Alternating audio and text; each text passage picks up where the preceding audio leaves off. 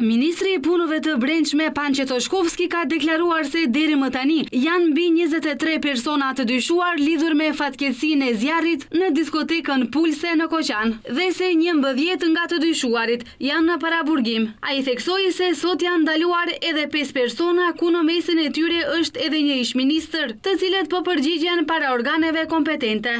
Në sektorin për punë të brendshme Shkupe dhe sektorin për punë të brendshme Tetov janë ndaluar 5 persona dhe janë duke u ndërvistuar. Mes tyre është edhe një ish-ministër. Janë kryer kontrollet tek 2 zyrtar të Ministrisë së Ekonomisë në një zyrë kontabiliteti dhe në shtëpinë e pronarit. Lëshimi i licencave për objekte të tilla është në jurisdiksionin e Ministrisë së Ekonomisë, ndërsa licenca për këtë diskotekë është e falsifikuar. Në Shtyp, dje janë ndaluar 13 persona, pronari, antar të sigurimit, punëdhënësi, shitësi i biletave, inspektorët nga Inspektorati i Tregut dhe Inspektorati i Punës edhe pronari i objektit. Toshkovski bëri të ditur se mjetet piroteknike në diskotek i ka sjell grupi DNK, ndërsa personi përgjegjës për përdorimin e tyre ka ndëruar jetë.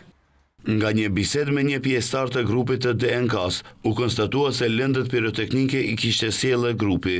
Fatkeqësisht, personi që ishte përgjegjës për përdorimin e tyre ka ndëruar jetë. Lidhur me mjetet piroteknike, do të dorëzohet një raport në prokurorinë publike dhe më pas do të dërgohet kërkesë MPB-s, e cila do të konstatojë shtesë, nëse ato mund të ishin përdorur pa certifikat. Në objekt janë konstatuar një sër parregullësish, të cilat i ka përmendur edhe prokurori publik. Sipas Toshkovski, diskoteka ka funksionuar në një objekt qëllimi i të cilit ishte industria e lehtë dhe jo hoteleria, në të cilin kishte vetëm 2 aparate për të fikur zjarin për të gjithë hapësirën. Ai tha se koncerti është mbajtur në mënyrë të parregullt sepse nuk kishte marrëveshje me shkrim mes organizatorët dhe interpretuesve. I pyetur lidhur me sigurimin e diskotekave të tilla nga ana e Ministrisë së Punëve të Brendshme, Toshkovski tha se MPB-ja nuk është obliguar të sigurojë çdo objekt hotelerie në Maqedoni të Veriut dhe në rastin në fjalë nuk ka pasur raportim në MPB për nevojën e punonjësve policor.